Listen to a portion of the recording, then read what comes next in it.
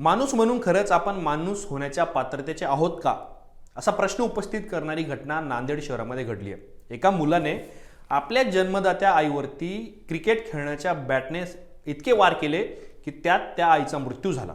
आणि हेच त्याने का केलंय तर जेवणातून आई काही औषधं आपल्याला देत होती असा संशय त्या मुलाला होता। आता हा मुलगा कोण होता तर 8 दिवसांच्या नंतर त्याला रेल्वेमध्ये जॉब मिळणार होता। त्याचं सिलेक्शन झालेलं होतं आणि 8 दिवसांच्या आधीच ही घटना घडली ज्यात त्याने बॅटने वार करून त्याच्या आईला मारून टाकलंय। आणि याचं गिल्ट म्हणून किंवा पोलीस आपल्याला पकडून नेतील, आपण जो गुन्हा केलाय त्याच्याबद्दल आपल्यावरती कारवाई होऊ शकते, याच्या भीतीने त्या मारेकरी मुलाने शेजारच्या खोलीमध्ये जाऊन गळफास घेऊन स्वतःला संपवून घेतलं। नांदेडमधली ही घटना नेमकी काय आहे? या घटनेमध्ये जो आरोपी आहे त्याचे वडील शासकीय सेवेमध्ये आहेत, ते दुसऱ्या राज्यामध्ये म्हणजे पॉंडिचेरीमध्ये काम करतात।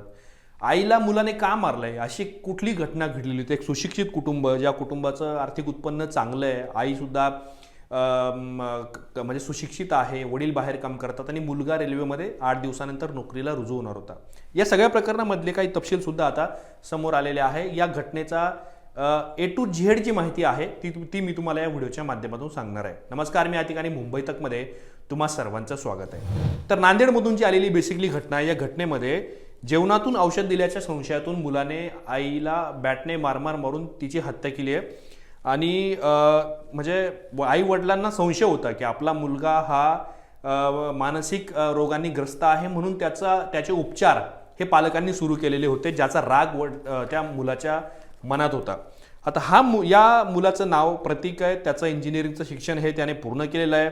गेल्या काही वर्षांपासून तो स्पर्धा परीक्षेची तयारी करत होता आणि इंटेलिजन्स ब्युरोमध्ये या मुलाला म्हणजे त्याला खास करून याची आवड होती, पण रेल्वेची परीक्षा दिली आणि त्यातून तो पास झाला आणि 8 दिवसानंतर त्याला रुजू व्हायचं होतं। पण या सगळ्या घटनांनंतर आता त्याला नोकरी मिळणार नाही, कारण त्याने स्वतःला संपून घेतले। हे का झालंय तर गेल्या काही दिवसांपासून त्याच्या म्हणजे प्रतीकच्या वडिलांना आणि त्याच्या आईला संशय होता की आपला मुलगा हा मानसिक रोगांनी ग्रस्त आहे आणि म्हणून त्याचे उपचार सुरू केलेले होते।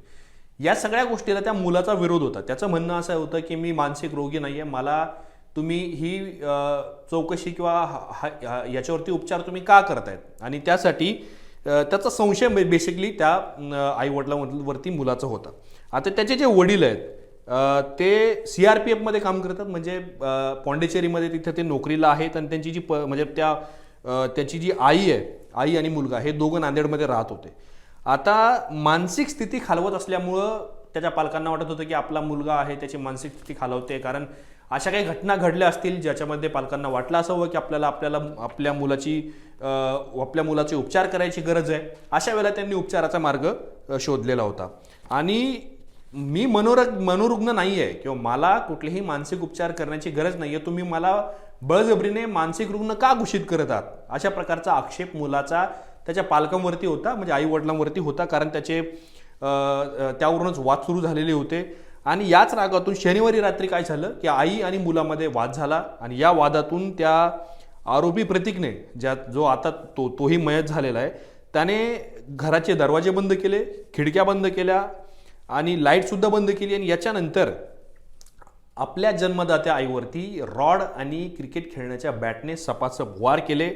यानंतर त्या मुलाच्या मारहाणीत मृत्यू झाला आणि त्यानंतर आरोपी प्रतीक दुसऱ्या खोलीमध्ये गेला, तिथे त्याने दरवाजे बंद केले, खिडक्या बंद केल्या, लाईट बंद केली आणि तिथे गळफास घेऊन त्याने म्हणजे फॅनचा जो हुक असतो त्या फॅनच्या हुकला गळफास म्हणजे दोरी बांधली आणि त्याला गळफास घेतला। आता या सगळ्यानंतर पोलिसांनी काय केलंय तर नांदेडमधलं भाग्यनगर पोलीस स्टेशन आहे, या पोलीस स्टेशनमध्ये आरोपी प्रतीक आहे त्याच्यावरती गुन्हा दाखल करण्यात आलेला आहे हत्येचा। आणि त्याच्यानंतर अर्थात त्यानेही सुसाईड केली, त्याच्यामुळे हा तपास कसा होणार हे सुद्धा पाहणं महत्त्वाचं ठरेल। पण घराचे दरवाजे उघडे न झाल्यामुळं सुद्धा ही घटना आता समोर आलेलं आहे। 9 ऑगस्टला सकाळी उशिरापर्यंत घराचे दरवाजे उघडलेले नव्हते, त्यामुळं नातेवाईक होते त्यांनी फोन करून इतरांना माहिती दिली की बाबा इथे काय झालंय। तर ज्यावेळेला दरवाजे उघडे केले आणि आत ज्यावेळेला लोक गेले त्यावेळेला त्यांना लक्षात आलं की तिथे एक महिला रक्ताच्या थारोळ्यात पडलेली आहे आणि दुसऱ्या खोलीत जर त्यांनी त्यावेळेला चेक केलं त्यावेळेस तिथेही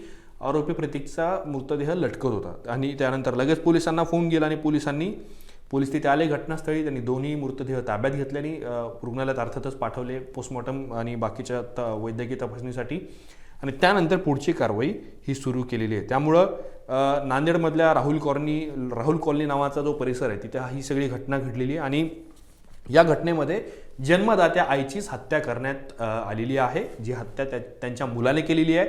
आणि त्यांचा मुलगा, म्हणजे ही घटना बेसिकली यासाठी महत्त्वाची आहे कारण जो आरोपी प्रतीक नावाचा जो आरोपी या केसमध्ये त्याचं सिलेक्शन झालेलं होतं. तो रेल्वे पोलीस किंवा रेल्वेमध्ये काम करणार होता, त्याला नोकरी मिळालेली होती, रेल्वेची परीक्षा तो पास झालेला होता.